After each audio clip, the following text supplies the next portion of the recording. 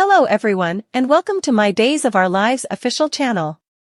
I hope everyone is having a wonderful day. Before we begin, please hit the subscribe button and give this video a thumbs up. Ava and Harris have a mystery meetup. At the Deceptive Chateau, EJ had gotten back from Italy. EJ continued to suggest to Stefan that he was a part of the drug trafficking ring after he mentioned the most recent bust. EJ referenced the Observer's story on Clyde, and he said he contemplated whether Stefan's mugshot would be the following face to show up under the paper's title. EJ added that he had no second thoughts about arraigning his own sibling, and he boasted that he would be the sole survivor once Stefan was condemned to jail.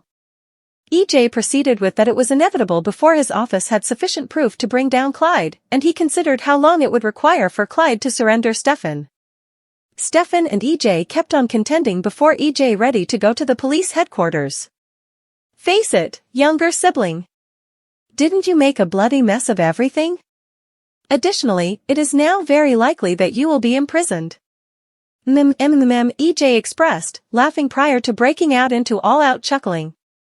In the recreation area, Ava and Harris wore light camouflages as they went along with each other for a peaceful gathering on a seat. Harris streaked back to weeks sooner when he'd let Ava know that he cherished her in the cross-examination room of the Salem police headquarters as well as having kissed her. Unbeknownst to any other person at that point, Ava had let Harris know that Clyde was extorting her and Stefan. Harris had vowed to wipe out Clyde as a danger on the off chance that Ava would consent to warn Harris about the most recent medication shipments. Ava had concurred, and Harris had kissed. At the point when the kiss had finished, Harris had let Ava know that they'd required a cover. In this way, I want you to cause a ruckus and simply feel free to slap me as hard as possible, Harris had told Ava in the cross-examination room. After the flashback finished, Harris said that he and Ava expected to proceed with their ploy until Clyde was halted.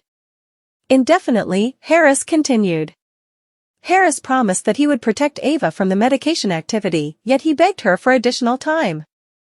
Ava streaked back to having tipsy sex with Stefan the earlier evening, and she said that she made one awful choice after the following.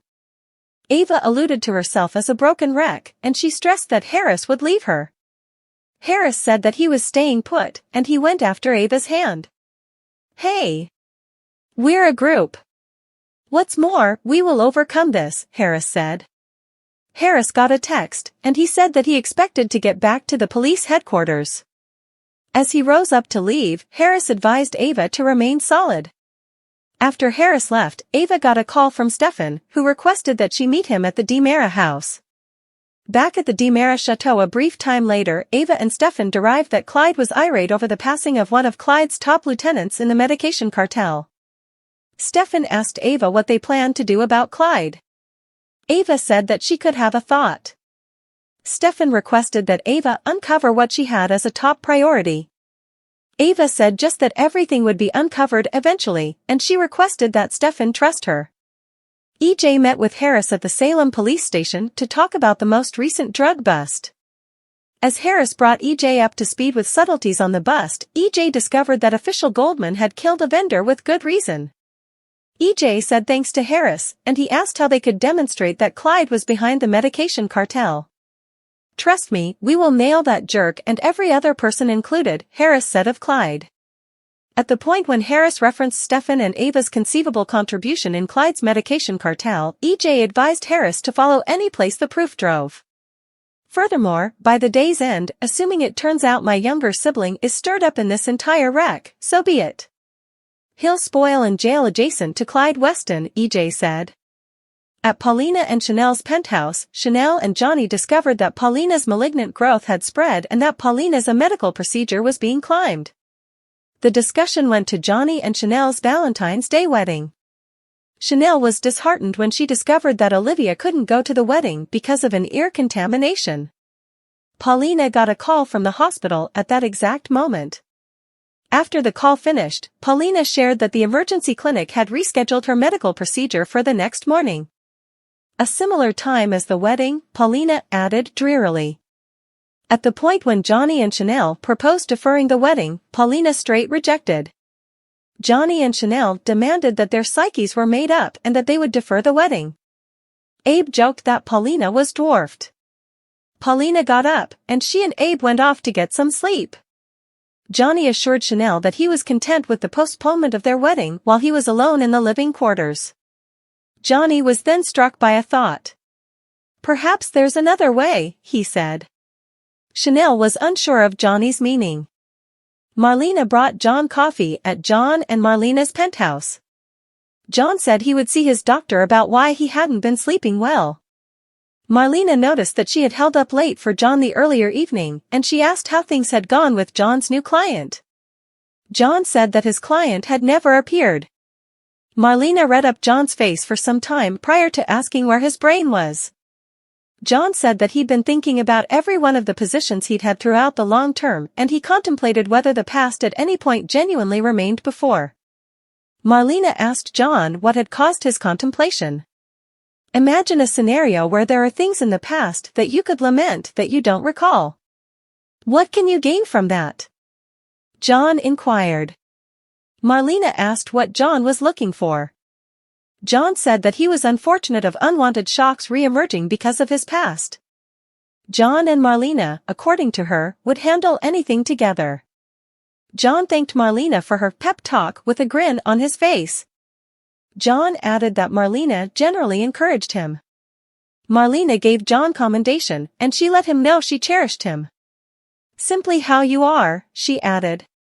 John said, "I love you, Doc," before giving Marlena a kiss. Marlena stated that she needed to run some errands and promised to meet John later at home. After Marlena left, John utilized his telephone to call Steve. Steve was requested to meet John at the Black Patch office by John. "There's something I want to tell you," John said. At the Brady bar, Stephanie spouted to Kayla about her sprouting relationship with Everett. Kayla was glad for Stephanie. Stephanie inquired as to whether Kayla and Steve had any special plans for Valentine's Day. Kayla said she didn't. Stephanie said she would have liked to one day be as fortunate in adoration as Kayla. Kayla said she maintained that Stephanie should be blissful. Steve's disclosure, Harris vs. Clyde, Tate's letters, Sloane's energetic distress.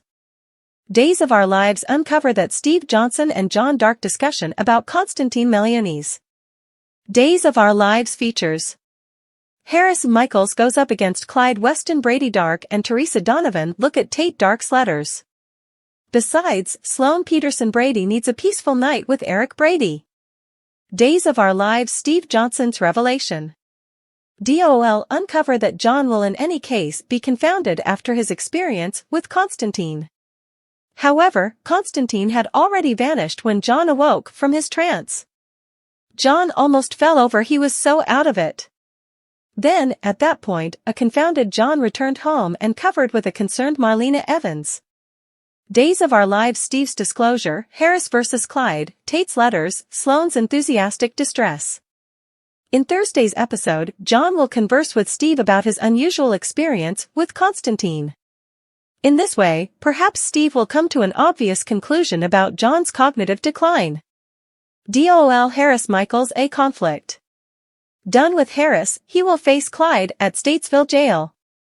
Harris will converse with Clyde about the new medication bust, which was an enormous success for the Salem Police Division. Sadly, the medication bargain that was killed was the immediate source to Clyde. Additionally, check out Keeping Secrets, Hush Hush Meeting, and United Front. Despite Harris's determination to end Salem's drug crisis and save Ava Vitale, Tamara Braun, this will almost certainly result in his death. As fans definitely know, Burton has proactively left the cleanser, so anticipate that Harris should have a shocking way out. Days of Our Lives Tate Dark's letters. Days of Our Lives uncover that Tate will send letters to his folks. Still in southern Illinois at a medication recovery program, Tate sends letters to both Teresa and Brady.